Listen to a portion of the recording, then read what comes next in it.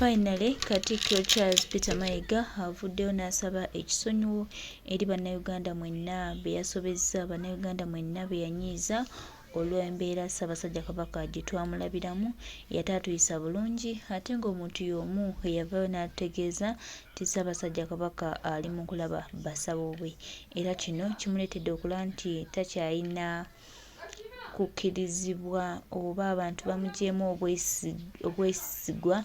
Era baganda bange, mikwano gyange, twongera obajjukiza n'obategeeza byo ebya Mayiga asiba bikutuka, buli kimu kimufuukidde Buganda efuuse Buganda naye talina kyakuzzaako.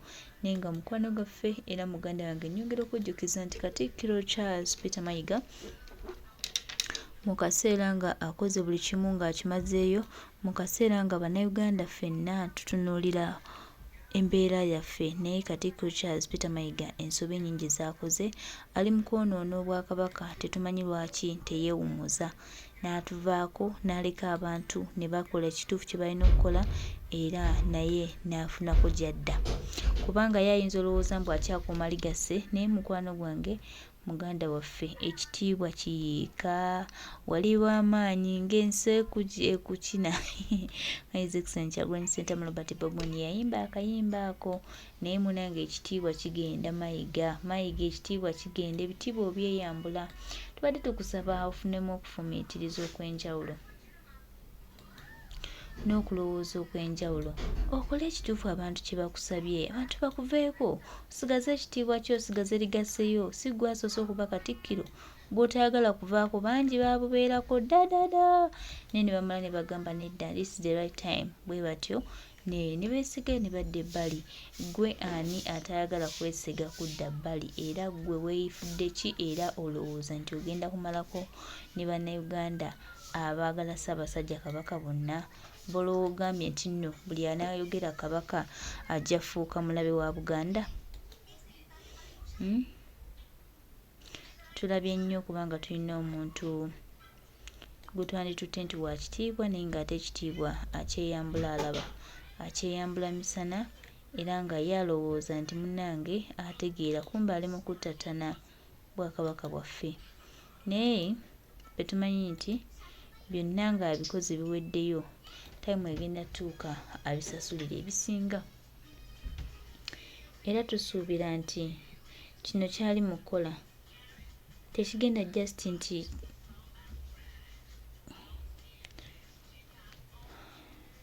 kutambula ye nga bw'akisuubira nti abantu bagenda kuva ku ky'okubanja Ssaabasajja Kabaka. Bannayuganda tetuyinza kutuuka ku eyo extent ya kuva ku kubanja Ssaabasajja Kabaka, tugenda mubanja, tukyamubanja, era Katikkiro Charles Peter Mayiga twongera okujjukiza n'okugamba nti Ssaabasajja aliwa, ne bw'onaavaayo, ne bw'oneetonda, ne bw'onaakola otya, abantu baagala kumanya wa ewatuufu Ssaabasajja Kabaka gy'ali, kye twagala kyokka.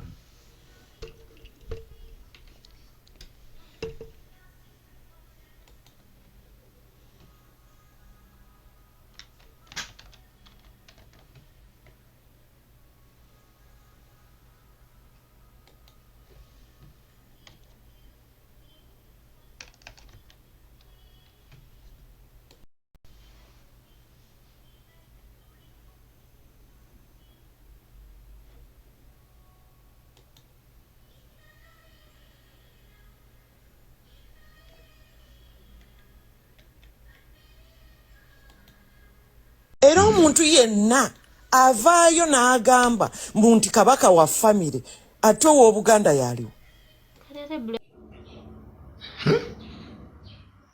Bw'aba wa famire ye, owa Buganda yaliwa.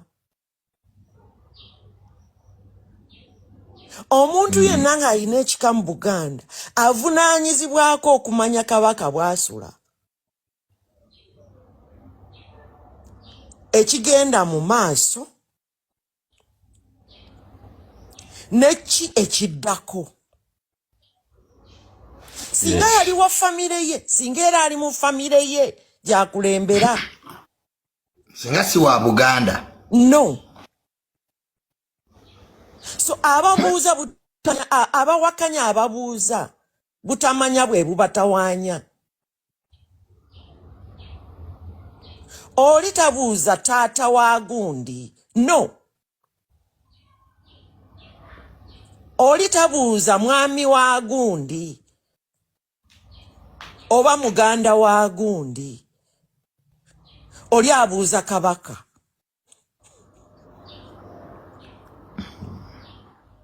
Abalowooza talina no, tebabuuza muganda wa muntu, temuganda wa sajja aliwa, no. Ekiti omuganda kyabuulizaamu kya kabaka we. Era abantu batandika okwawula ekigambo kino, kabaka wa Buganda, kabaka wa Baganda. Era ekitiibwa kyakuba nti nno bba wa gundi, muganda wa gundi, taata wa gundi, abantu tebabuuza ebyo. Era omuganda ali mu right ye, mu kifo kye ekituufu okubuuza kabaka we gyali. Era ekyo kamanyiiro omuntu yenna okusirisa, okuvuvuba. Omuntu yenna abuuza ekibuuzo ekituufu. Ekirala, mumanyi bulungi nti abazungu be batandika okuwaŋŋamya ekitiibwa kya Katikkiro, okukisinza obulombolombo n'obutaka, kubanga abakulu b'ebika be banene okusinga Katikkiro mu nnono. Okimanyi ekyo? Abakulu b'ebika be bali waggulu. Be bataka. Zino nga bayomba. Nga bakulu b'ebika ennaku zino bayomba baga Katikkiro mbw abasinza amaanyi. Sitayina omuzungu ye yakola ekintu kino okuba nti ofiisi ya Katikkiro atandika okugiwambiramu obwakabaka. Kati omuzungu yani ye central government.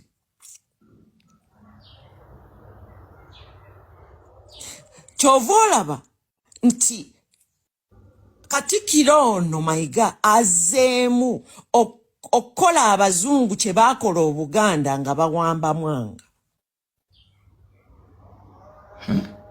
Baakozesa Katikkiro.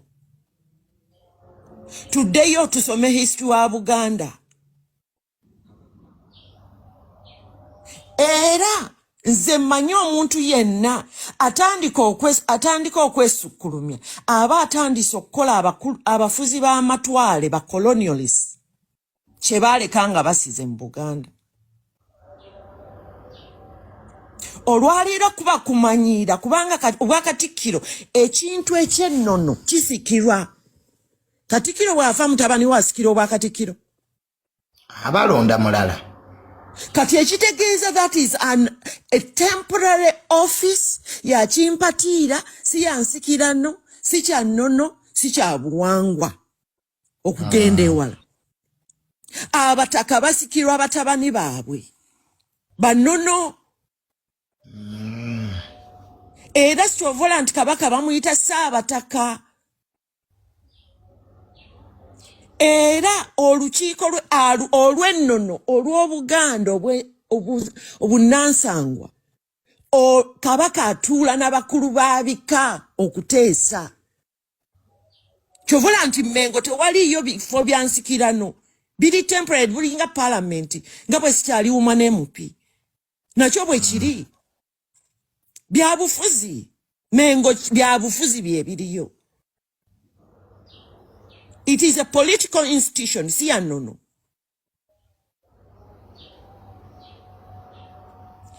Gwe Junior oyingirira mu kika kye ekyenkima mu Bwakabaka. Kyova olaba nti kati wandibadde obuuza mukulu wa kika kyo. N'akubuulira mu buntu ndi muzzukulu kabaka twabadde naye kino kye kigenda. Era singa abazzukulu bonna Abaganda bonna basirifu kubanga bandibadde babuuliddwa abakulu b'ebika byabwe. kati abakulu b'ebika baabasirisa kati gwoyitewa okubuuza kabakawo. Honorable Katikkiro yasirisa abakulu b'ebika. Abakulu b'ebika be bali ku ntikko. Era singa batuuzizza dda buli bazzukulu baabwe ab'enkima ne baba ow'enkima n'abagamba abenge you know Rajjaffe Mugema n'atugamba kati Emmengo ani gw'olinkingirako gwe Omuganda nti ali mu layini yo ani aliyo akwatako.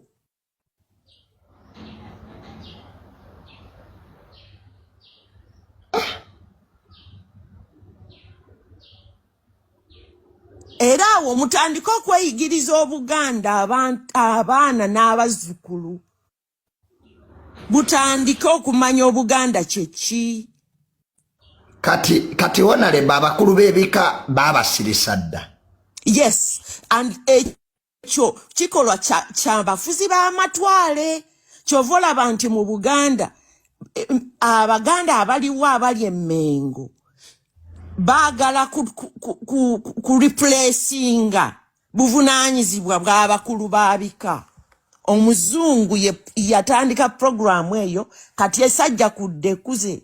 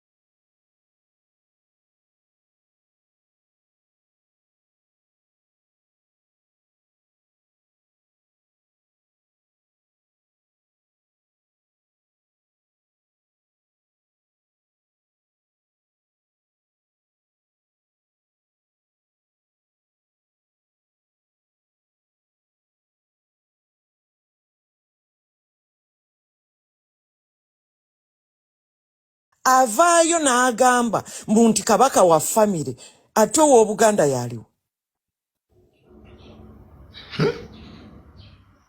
Bw'aba wa famire ye owa Buganda yaliwa. Omuntu yenna ng'alina ekika mu Buganda avunaanyizibwako okumanya kabaka bw'asula. Ekigenda mu maaso neki ekiddako. Singa yali wa famire ye, singa era ali mu famire ye gyakulembera. Singa si wa Buganda. No. So ababuuza abawakanya ababuuza butamanya bwe bubatawanya.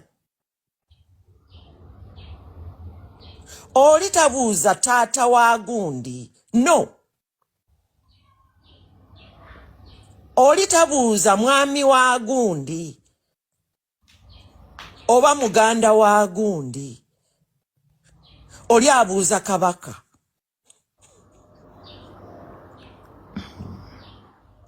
Abalowooza, hey, talina no, tebabuuza muganda wa muntu. Temuganda wa sajjali wa no. Ekiti omuganda kyabuulizaamu kya kabaka we. Era abantu batandika okwawula ekigambo kino. Kabaka wa Buganda, kabaka wa Baganda. Era ekitiibwa kyakwa nti nno bba wa gundi, muganda wa gundi, taata wa gundi, abantu tebabuuza ebyo. Era omuganda ali mu right ye, mu kifo kye ekituufu okubuuza kabaka we gyali. Era ekyo kamanyiiro omuntu yenna okusirisa, okuvuvuba. Omuntu yenna abuuza ekibuuzo ekituufu. Ekirala, mumanyi bulungi nti abazungu be batandika okuwaŋŋamya ekitiibwa kya Katikkiro okukisinza obulombolombo n'obutaka, kubanga abakulu b'ebika be banene okusinga Katikkiro mu nnono. Okimanyi ekyo? Abakulu b'ebika be bali waggulu. Be bataka zino nga bayomba. Nga bakulu b'ebika ennaku zino bayomba baga Katikkiro mbw abasinza amaanyi.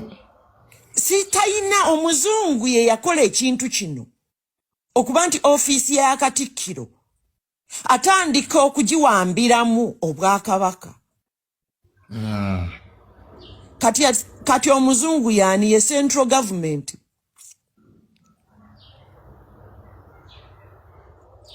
Kyova olaba nti Katikkiro ono mayiga azzeemu okukola abazungu kye baakola Obuganda nga bawamba mwanga. Baakozesa Katikkiro. Tuddeyo tusome history wa Buganda. Era nze mmanyi omuntu yenna atandika okwesukkulumya aba atandise okukola abafuzi b'amatwale ba colonialists kye baaleka nga basize mu Buganda. Olwaleero kuba kumanyiira kubanga obwa Katikkiro ekintu ekyennono kisikirwa. Katikkiro bw'afa mutabani we asikira obwa Katikkiro. Abalonda mulala. Kati ekitegeeza that is a temporary office ya kimpatiira, si ya nsikirano, si kya nnono, si kya buwangwa okugenda ewala. Abataka basikirwa batabani baabwe bannono. Era Sitovola nti kabaka bamuyita Ssaabataka. Era olukiiko olw'ennono olw'Obuganda obunansangwa kabaka atuula n'abakulu b'abika okuteesa. Kyovola nti Mmengo tewaliyo bifo bya nsikirano, biri temporary, bulinga parliament nga bwe sikyaliwuma n'MP. Nakyo bwe kiri byabufuzi. Mmengo byabufuzi bye biriyo. It is a political institution, si ya nnono.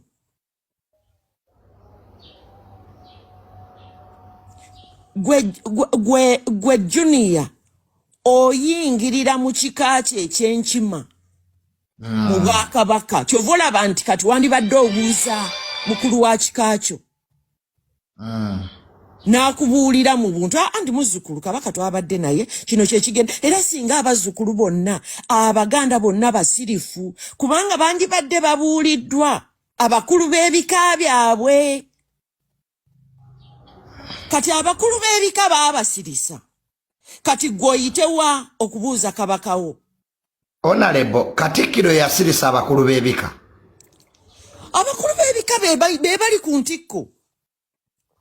Era singa batuuzizza dda buli bazzukulu baabwe ab'enkima ne baba ow'enkima n'abagamba ab'engeri you know Rajjaffe Mugema n'atugamba kati Emmengo ani gw'olinkingirako gwe Omuganda nti ali mu layini yo ani aliyo akwatako.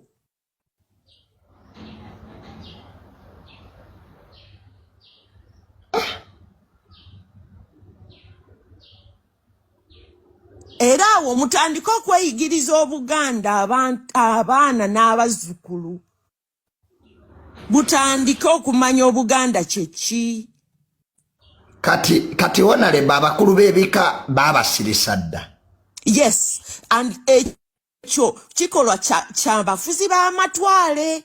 Kyova olaba nti mu Buganda Abaganda abaliwo abali Emmengo baagala ku replacinga buvunaanyizibwa bw'abakulu b'abika. Omuzungu yatandika programu eyo kati esajja kudde kuze.